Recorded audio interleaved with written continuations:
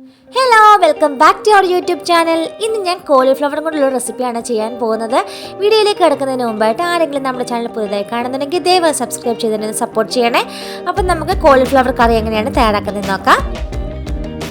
ആദ്യമേ തന്നെ നമുക്കൊരു പാത്രത്തിലേക്ക് കുറച്ച് വെള്ളം എടുക്കുക. അതിലേക്ക് കുറച്ച് ഉപ്പും അതുപോലെ തന്നെ ഒരു 1/4 ടീസ്പൂൺ മഞ്ഞൾപ്പൊടിയും ചേർത്തതിന് ശേഷം നന്നായിട്ട് ഇളക്കി കൊടുക്കുക. എന്നിട്ട് നമ്മൾ ഇതിലേക്ക് കഴുകി വൃത്തിയാക്കി വെച്ചിരിക്കുന്ന നമ്മുടെ കോളിഫ്ലവർ ഇതിലേക്ക് നമുക്ക് ചേർത്ത് കൊടുക്കാം. ഇനി നമുക്ക് ഈ കോളിഫ്ലവർ ഒക്കെ നന്നായിട്ട് കുക്കായി വരുന്നിടം വരെ ഒരു മീഡിയം ഫ്ലെയിമിൽ വെച്ച് നന്നായിട്ട് തിളപ്പിച്ചെടുക്കാം. അപ്പോൾ ഇതാ കോളിഫ്ലവർ ഒക്കെ നന്നായിട്ട് കുക്കായി വന്നിട്ടുണ്ട്. ഇനി നമുക്കിതിൽ നിന്ന് വെള്ളമൊക്കെ ഒന്ന് ഊറ്റി മാറ്റി വെക്കാം. അടുത്തായിട്ട് നമുക്കൊരു പാത്രത്തിലേക്ക് കുറച്ച് എണ്ണ ഒഴിച്ചു കൊടുക്കാം. എണ്ണ ഒന്ന് ചൂടായി വരുമ്പോൾ ഇതിലേക്ക് കുറച്ച് കടുക് ചേർത്ത് കൊടുക്കാം.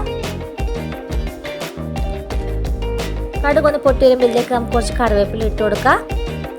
നമുക്കിതിലേക്ക് ഒരു സവാള ഞാൻ ചോപ്പ് ചെയ്തിട്ടുണ്ട്, അതും കൂടെ നമുക്കിതിലേക്ക് ചേർത്ത് കൊടുക്കാം. അതുപോലെ തന്നെ ഞാൻ അടുത്തായിട്ട് ഇതിലേക്ക് ചേർക്കാൻ പോകുന്നത് പച്ചമുളകാണ്. ഒരു 2 പച്ചമുളക് ഞാൻ റൗണ്ടായിട്ട് കട്ട് ചെയ്തെടുത്തിട്ടുണ്ട്, അതും കൂടെ നമുക്കിതിലേക്ക് ചേർത്ത് കൊടുക്കാം.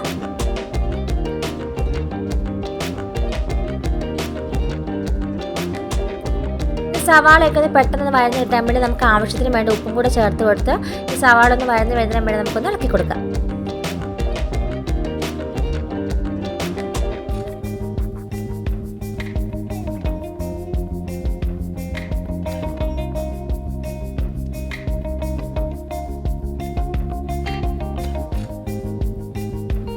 ഇനി നമുക്കിതിലേക്ക് ഒരു 1/2 ടീസ്പൂൺ ഇഞ്ചി വെളുത്തുള്ളി പേസ്റ്റ് ചേർത്ത് കൊടുക്കാം. ഇനി നമുക്കിതിലേക്ക് പൊടികൾ ചേർക്കാം. 1 ടേബിൾ സ്പൂൺ കാശ്മീരി മുളക് പൊടി, 1 ടേബിൾ സ്പൂൺ മല്ലിപ്പൊടി, 1/2 ടീസ്പൂൺ പെപ്പർ പൗഡർ, അതുപോലെ തന്നെ ഒരു 1/2 ടീസ്പൂൺ ഗരം മസാല. ഇനി ഇതെല്ലാം കൂടെ പൊടികളുടെ പച്ചമണം മാറുന്നതിന് വേണ്ടി നമുക്കൊന്ന് ഇളക്കി കൊടുക്കാം.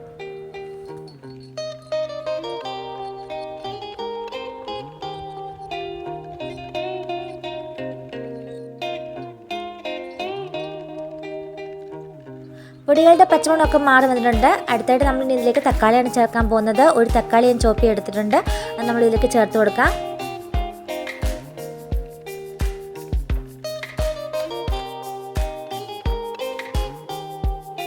തക്കാളി പെട്ടെന്ന് കുക്കായി വരാൻ വേണ്ടി നമുക്കൊന്ന് അടച്ചു വെക്കാം.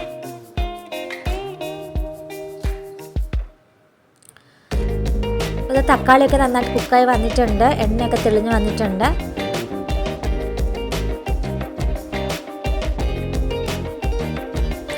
നമുക്കിതിലേക്ക് നമ്മുടെ കറിക്ക് ആവശ്യമായിട്ട് വേണ്ട വെള്ളം ഒഴിച്ചു കൊടുക്കാം.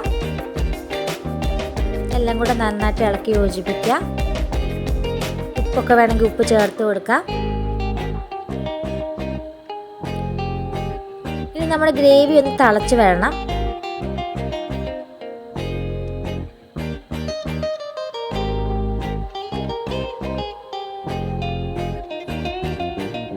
നമ്മുടെ ഗ്രേവി നന്നായിട്ട് തിളച്ചിട്ടുണ്ട്. ഇനി നമ്മൾ നേരത്തെ തയ്യാറാക്കി വെച്ചിരിക്കുന്ന നമ്മുടെ കോളിഫ്ലവർ, നമ്മൾ വേവിച്ച് വെച്ചിരിക്കുന്ന കോളിഫ്ലവർ നമുക്കിതിലേക്ക് ചേർത്ത് കൊടുക്കാം.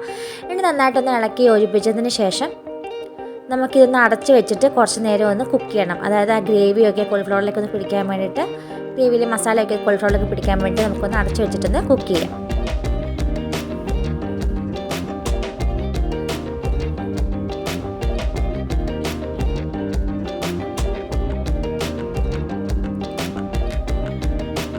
അപ്പോൾ നമ്മുടെ കോളിഫ്ലവർ കറി ഇവിടെ തയ്യാറായിട്ടുണ്ട്. ഇനി ഞാൻ ഇതിലേക്ക് കുറച്ച് കറിവേപ്പിലയും അതുപോലെ തന്നെ നല്ലൊരു ഫ്ലേവർ കിട്ടാൻ വേണ്ടി കുറച്ച് നമ്മുടെ ഏലക്കയുടെ കുരുവാണ് അത്. ഏലക്കയുടെ തോടിൻ്റെ ആവശ്യം നമുക്കില്ല. ഏറ്റവും കൂടുതൽ കെമിക്കലുള്ള സാധനമാണ് ഏലക്കയുടെ തോടെന്ന് പറയുന്നത്. അപ്പോൾ അതുകൊണ്ട് നമ്മൾ ഏലക്കയുടെ തോട് നമ്മളിതിലേക്ക് ഇടുന്നില്ല, അതിനകത്തെ കുരു മാത്രം നമുക്ക് ആവശ്യമുള്ളൂ. അപ്പോൾ അത് നമ്മളിതിലേക്ക് ഇട്ട് കൊടുത്തിട്ടുണ്ട്. അപ്പോൾ ഇത്രയേ ഉള്ളൂ, നമ്മുടെ കറി ഇവിടെ തയ്യാറായി കഴിഞ്ഞു. എല്ലാവരും ഇതൊന്ന് ട്രൈ ചെയ്ത് നോക്കുക. എന്നിട്ട് നിങ്ങളുടെ വലിയ അഭിപ്രായങ്ങൾ അറിയിക്കുക. മറ്റൊരു വീഡിയോയുമായിട്ട് നമുക്ക് വീണ്ടും കാണാം. അതുവരെ എല്ലാവർക്കും ബൈ ബൈ.